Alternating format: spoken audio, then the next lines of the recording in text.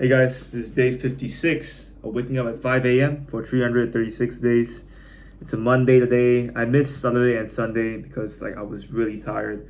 So I slept in, got some rest. I'm feeling better now. I'm feeling energized because I got some sleep. So I woke up at 5 a.m. today.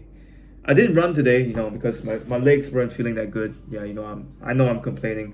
But I think one thing I learned about running and training is that you need recovery. Recovery is really important. And I think I'm disciplined enough to say if my legs aren't feeling good, then I'm gonna rest. Because I know for a fact that in the evening I'll get back at it. Because I trust myself enough that I will work out in the evening. Because the point of me training is not to show myself how hard I am as a person, like David Goggins. David Goggins is a guy that he wants to put himself through suffering. Like I want to put myself through that too, but I want to have a goal, and my goal is to run faster. And sometimes if you want to run faster than the other person, it's not always the person that suffers the most that runs the fastest. In fact, it's the people that relax the most and is calm about it and knows when to push the intensity that beats everybody effortlessly. So that's the game I'm playing now. I'm not out here trying to prove I'm hard. Like I used to do that, but I think I'm switching to a different game now. I'm switching to a game where I'm relaxed, I'm calm, and I know when to train. I know when to push myself because I don't want to get injured. My game right now is just to not get injured at all. To not get into any injuries for the rest of my life. That's the game I'm playing now. So yeah, and that entails when you don't feel really good, you don't feel your legs don't feel really well, you take a break, you take a rest. So I didn't run today. I normally run on my 5 a.m. days, but today my legs didn't feel good because I ran yesterday. So I switched it to this evening at 6:30 at 5:30. Yeah, I ran at 5:30 in the evening instead of 5:30 in the morning because I got that 12-hour rest. Now my legs feel rested and I can, get a good training session in. And I ran faster. So that's the whole point. Like don't overtrain because you want to prove to yourself or you want to prove to somebody else that you are hard, you are that guy. I mean, in the beginning you have to, but I think I don't want to prove that anymore. Like I don't really need to prove that to anyone. Like if you think I'm hard, cool. If you think I'm weak, even better, man. Um, in fact, I love people that underestimate me, because it's just so easy to destroy someone that underestimates you. If you underestimate someone, that person has the ability to just destroy you. But if you respect them and you're humble and you respect what they're capable of, you'll be more likely to beat them. So I love it when people underestimate me, and I'm kind of scared when people they flatter me. They think that I'm like God or something because I'm scared I can't live up to that. So I rather be underestimated my whole life. Really, I want to be that guy that everyone underestimates, and then boom, out of nowhere I just surprise them, and then they're like, oh shit, so he was this good all along. I want to be that guy, but it's impossible because people will eventually know that if you're the shit or not, if you're good or not, or whether you're really who you say you are. So I don't really care about that anymore. But yeah, that's a new unlock for me to to just rest, to just not push myself, because I know it's not the right time to push myself. I know my body isn't ready for it, so I moved it to the evening. Yeah. Sorry about that rant. I just gotta justify why I did what I did today and why I did not run in the morning and why I changed it to the evening. But anyways, that was a good 4 minutes. Um, yeah. What did I want to say again today? Oh yeah, like moving on again. I feel like every man should go for a girl that they want in their life. Actually go for her, and hope for the best. if she gets with you, if you guys get together, then great. But if she rejects you, man, there is a big lesson to learn, and that is congratulations, man. If you get rejected, man, you just hit the jackpot because of the lesson that you gain, the wisdom that you gain from getting rejected from a girl you truly like. Like, it only counts if it's a girl you truly like. It's not like a girl that actually likes you and you're like, oh, I'm just being nice and I'm just gonna like her back. In fact, that's how my first relationship went.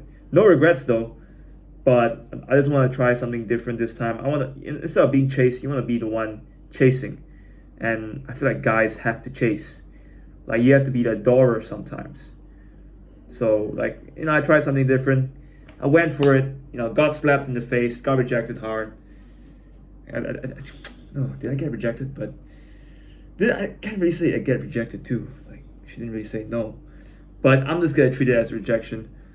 And you get rejected, and then you go through that phase where you're like you feel like bad, you feel like shit. I call it the depression phase. It lasted for about like a week for me, and now I'm like, forget it. Like, who the fuck cares, man? We'll get another girl anyways. Like, this place is huge, and I'm not that old yet. I turned 22 this October 10th, and I'm not gonna stop because one girl rejected me or one girl like didn't like me back. There's like what 4 billion other chicks out there that I can choose from, and that maybe they will be more, they will be like better to me, and maybe I'll like them even more. So yeah, I might have just dodged the bullet. But I'm not gonna blame her. She was cool. Like, we had some good times together. Even though it was really short. It didn't really. It's not like we didn't get together, but that I appreciate the time that I spent, with like girls. Even if we didn't even like get together, but like the small moments, like maybe we joked with each other. We had this conversation about that. I appreciate small things like that. Like I even fetched her to the bus station. Like, she sat in my car, and that it's like those small things. It doesn't seem like much. I appreciate those things. I look at those things. I'm like, it was a fun ride. It was a good memory. I'm gonna look back at it 10 years from now, and I'll be like, that was fun. So no regrets at all, man. No regrets. No regrets going for what I want. Like, no regrets at all. Like, yeah, even the mistakes that I made, I'm like, I can't really regret it because the mistakes teach me a lesson. And I'm even more grateful for the lessons. So I'm thankful for the mistakes that I made so that I can learn from it. And yeah, no regrets at all. Like, I'm really happy. I'm really grateful that I actually went through that. Like, life's not gonna be happy all the time. Sometimes you just gotta go through that depressive phase where you feel like shit, and you're like, you feel lost. Everyone goes through that, bro. Everyone in this world goes through that. Maybe some will last a year, some will last 10 years, some will last like 1 month, or last like a week, like mine. Like, I mean, I'm not really going through it anymore. Like, I could hardly care, man, because I have too many things in my life. Like, I work, I'm running, I'm cheerleading now. I have like, I have my mom, I have my mom, my dad, my grandmother, my sister, my colleagues, my friends in school. Like, I'm not gonna be unhappy just because of like one girl that wasn't happy about me. Like, just because she isn't happy doesn't mean I have to be unhappy too. I can just move on with my life. You know what I mean? But yeah, the point is, you have to go through that shit period. And in order to go through that shit period, you kind of have to get rejected by someone you truly like. And you go through this phase and you realize that, hey, getting rejected isn't really that bad, and you can survive. Especially if it's a girl that you're really attracted to. Like, I got this skill now. Like, I'm not intimidated anymore. Next time I go to the girl I actually like, I'm not gonna be intimidated by the fact that I'm attracted to her. I'm gonna be like, oh cool, I'm attracted to her. Like, if she likes me, cool. If she doesn't really matter too. Like it's the abundance mentality. I went into it with like a scarcity mentality, like it's like, oh, like she's the one. Like, when really you're just saying that because you haven't met enough women yet. Like, how can she be the one if you only met like what? I've only met like I think 200, 300 girls in my whole life, and now she's the one. Get out of here. That's not big. That's not big enough of a sample size. So I hope guys realize that. But I can't really. You can't really realize it until you go through it. I'm telling you all this like, oh, like it's, she's not the one. You just like you're just saying that because you like her or something, or you've never been through the depressive period. I call it the depressive period. And I think every man has to go through that to actually realize it for themselves. That she's not the one. And there's many girls out there that probably better options than the one that you're talking to, that you're referring to. Because the world is big, so don't let one girl make you forget that. And that's what I learned. Like, the world is huge. She's a cool person, but I think I can do better than that. And there's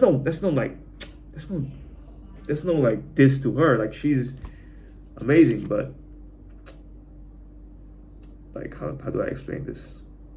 No, it's not a diss to the girl or anything. It's just like, it's just for me to be better, I guess, for my next relationship or whatever.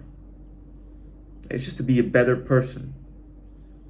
Because I made a mistake too, and it's my fault. And I mean, what I want guys to realize is that to learn from those mistakes, and not just say like, oh yeah, like I can find a better one.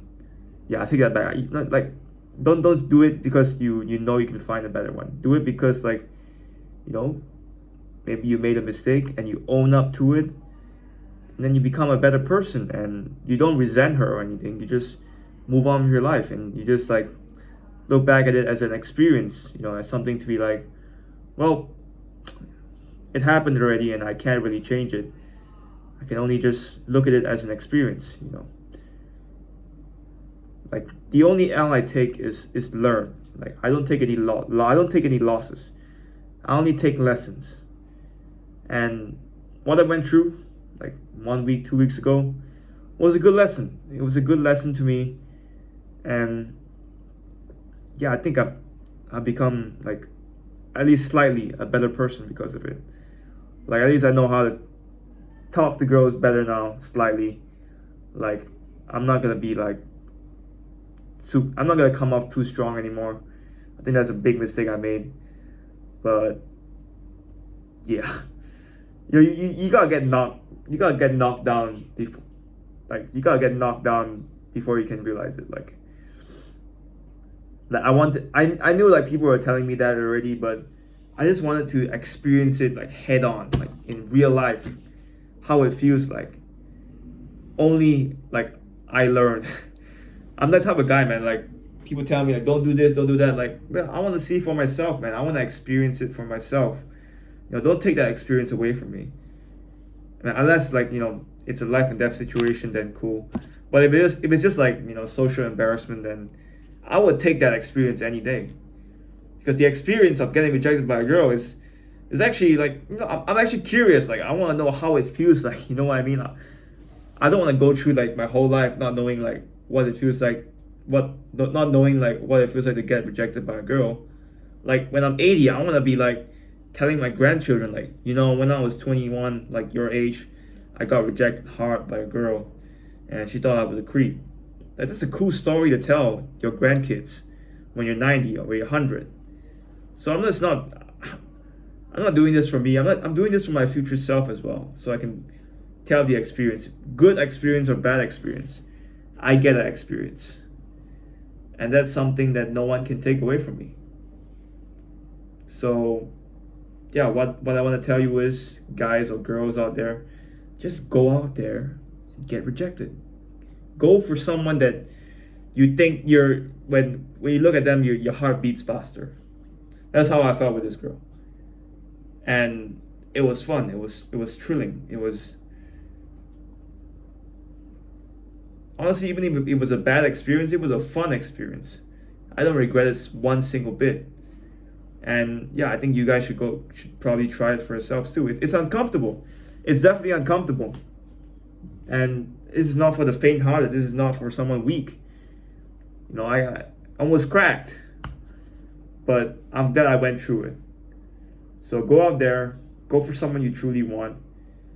And the worst case scenario, you get rejected. The best case scenario, you actually get together with them. So take that risk. Now, life's too short. Worst case scenario, you get a story. You get a story you can tell your kids or your grandkids. And I think that's worth it. So yeah, peace. As long as you're not killing anybody or raping anybody, then you're good. Anyways, peace. See you guys.